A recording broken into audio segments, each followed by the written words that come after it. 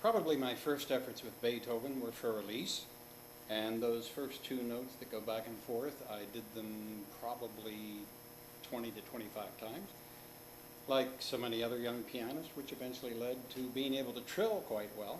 Then I went from there to the Beethoven Pathetique Sonata in 5th grade. That's when I also learned the right pedal was so effective, which I would probably leave down for the entire movement. Probably at that point it was my mother who was reading the Beethoven Sonata saying, well, it says pathetic and yours is. So then in the 5th grade we had a class field trip to Washington, D.C. We lived right outside the city in Maryland, and we heard the National Symphony Orchestra playing Beethoven Symphony No. 5 in 5th grade, and I can still remember it. So our roots in Beethoven are like thousands and thousands of others. And Beethoven has found a very special place in our hearts, and it just keeps growing. In 1984 at Southern Illinois University, I began the Beethoven Society for Pianists. It felt right, and things happened that were wondrous. We enjoyed so many festivals in the process of trying to find piano literature for young pianists to enjoy other than just for release. That led to publications with Edition Haas, which was created by G. Henley. G. Henley, by the way, created this fabulous stand-up of Beethoven reading Bach. Then Warner Brothers, we worked with them and did another library of piano works. We found so many great pieces of Beethoven. I mean, just amazing. We'd like to share them. And then as we started having festivals, Beethoven's message is so succinctly summed up in Let All Men Be as Brothers from the Ninth Symphony. So for guest artists and other pianist friends to enjoy that brotherhood, we began playing the symphonies at the piano. I had found the G. Schirmer edition of Beethoven Symphonies, Piano for Hands, which incidentally gives no credit whatsoever to the person who did those transcriptions. That's a whole nother story of how long it took to find out. That was a man named Hugo Ulrich. Then we said, well, Franz Liszt has also done solo transcriptions. One thing led to another. And in 1987, we had our first round with Beethoven symphonies, 3 grand pianos on stage. We played all 9 symphonies in one day. That was an amazing experience, primarily to raise money to buy new pianos at the school, because many of our pianos appeared to have been owned by Beethoven. We needed some new instruments. That was an amazing experience. 5 years later, in '92, a more amazing experience. Wonderful guest artist colleagues came in. All 32 sonatas were performed. We did all 9 symphonies again on 6 grand pianos. Our dear friend Stefan Merler from now Vienna, Austria, our leader, playing the Franz Liszt transcription at the center piano, and the rest of us playing the forehand transcriptions with it. It's a phenomenal sound, and we did that often, leading up to the very next videos we're about to put on our YouTube channel. If there was a reason to say what was the greatest concert experience you ever had, that was it. 6 weeks after 9/11, we were at the World Piano Pedagogy Conference in Orlando, Florida. Our dear colleague Benjamin Chabert, director. Delaney and I participated in the conference for many years, and we had actually lined up a couple of years in advance to do the 9th with choir. We had a first experience doing this multi-piano performance with choir in Oklahoma, and that occasion was as a memorial concert to the victims of the terrible Oklahoma City tragedy, the bombing. That was an amazing experience to hear the choir and all of us at the pianos. Well, this wondrous choir from Oklahoma actually paid their way to come to Orlando. Wonderful people at United Methodist Church in Orlando gave us the use of their sanctuary and helped us in so many ways, which you will see on these upcoming videos. Looks like the Lincoln Memorial. I mean, everything was there but Lincoln. We didn't know if we could do it, actually. Everyone knows the sense of feeling in the country at that time of tragedy at 9/11. But we went, and that was an amazing experience. We were with amazing colleagues. We had become friends with people like John Perry, who's so well known in piano performance circles and is a wondrous teacher. Robert Rue from Texas. Ann Shine, who's an extraordinary artist. Luis and Bridget Mora Castro, other colleagues.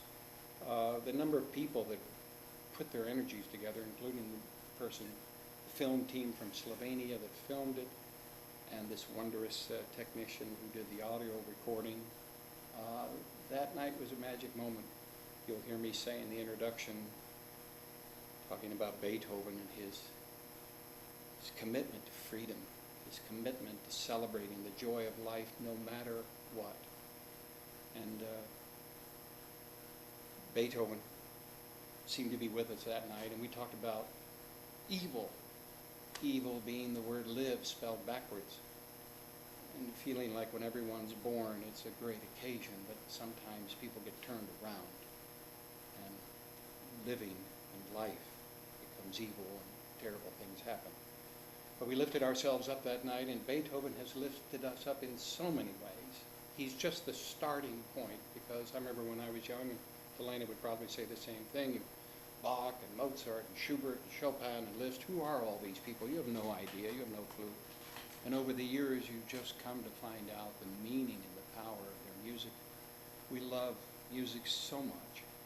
And when the Beethoven Society was happening, we were doing things with postal mail and telephone, and now with, my gosh, YouTube, can put things on and see so many things. So there's so many things we'd like to share, especially about Beethoven. I think sometimes people have this misconception, I think is a misconception. Beethoven's this angry man. Well, he had some reasons to be angry, and we all do. But what he found in his heart and the depth of his spiritual beliefs and what we've experienced in his music for things for the very young pianist, all the way up to the great artistry of colleagues, guest artists that we enjoyed company with. We just have a lot to share, and it seems time to put it on film. So we're happy to share the next series of videos, which is that October 2001 performance of the Ninth Symphony as part of the World Piano Pedagogy Conference. And since that time, 11 years later, music keeps growing in our lives as it does in everyone else's. And through the years of the Beethoven Society, through the years of the World Piano Pedagogy Conference, through the years of our attendance at Music Teachers Association conventions, festivals, other chapters of the Beethoven Society which sprang up, we just feel like we have so many friends in so many places. Another thing that's come into our lives so much, Beethoven said, let all men be his brothers and let music be in everyone's hearts. Our dear friend and my former student Chris Salter some years ago invented Piano Wizard, which is an amazing game, an amazing resource for teaching absolutely anybody to play the piano. We've seen some remarkable things with that with special needs children. It's just astounding. And it's out there, but I don't know, Beethoven's out there, and I don't think we're there yet. Our world just isn't hearing this. The great pianist Wilhelm Kempf said at one of his great Beethoven conferences in Switzerland, he said, you know, the 20th century has been a terrific age of science and technology, which of course it has. The voice of music, the voice of the spirit, he felt was secondary. He said in the 21st century he felt we'd have a rebirth of the spirit, the voice of music and its importance and its power. We read something recently suggesting that if we don't have art and music in school, we're denying the children something they have to have. I used to joke in my classes all the time how much we all love to get high, and all the college students would nod their heads. But how do we get high? We get high on love. We get high on music. It takes us places. Beethoven said people don't realize that music is a far greater revelation than all of wisdom and philosophy, and I believe it. Helena believes it.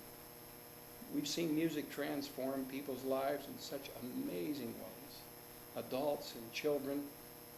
And in all of our days ahead, we'd still like to add our voice to the power and the importance of music. It does something for the heart, for the soul. Beethoven is a phenomenal teacher.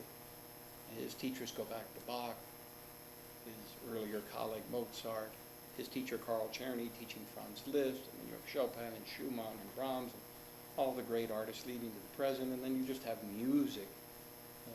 So many styles to listen to respond to be lifted up from, to be consoled with. And just have so much in my heart, and Elaine has so much in her heart about children, about music, about Beethoven, about life that we'd like to share. So thanks for letting us share this time with you. For friends we haven't talked with in a very long time, we hope you are well.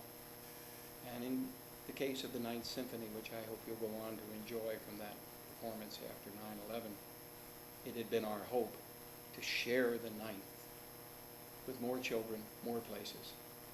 Whether it's a piano wizard playing Ode to Joy in such an easy and wondrous way, as well as just music and learning music so that it's a birthright. Our world needs music. We're coming up on this election. We seem to discuss all the things that are important. What's important in our hearts is music and what it can do for children, what it can do for life, what it can do for our world. And Claudio Rao said it very well, great pianist. Beethoven will always be pertinent to our times. He overcame such struggles. In the Third Symphony, said he reached a transition. He realized that he could not change suffering, not avoid it through just mere force, that one needed to come to an understanding about how one deals with the sufferings that are inevitable of the life experience. That was Symphony number 3. He goes on with 6 other symphonies and a multitude of works, just exploring this gift of life and expressing his own soul and heart. He is an amazing teacher. All of the great composers, all of the great artists are down to the present. So, thanks. Obviously, I should probably finish here, and hopefully, Elaine and I go on together. We'll sit here and play more music again. Thank you, and God bless.